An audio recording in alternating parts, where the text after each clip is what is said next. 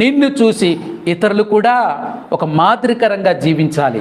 నీలో తగ్గింపును చూసి ఇతరులు కూడా తగ్గింపు నేర్చుకోవాలి.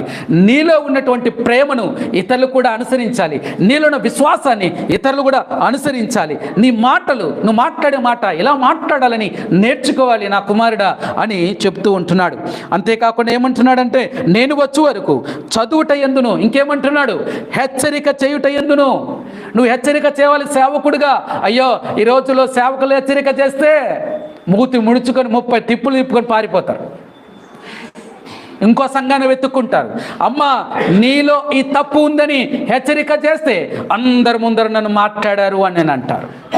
లేకపోతే వాక్యం ద్వారా మాట్లాడుతూ ఉంటే నా విషయమే పదే పదే వాక్యంలో ఎత్తి చెప్పి నా గురించే మాట్లాడుతున్నారు అంటారు. అనరా అంటారు. ఎందుకు? సూటిగా తగులుతూ ఉంటుంది. మారు మనసు పొందరు. దాని విషయం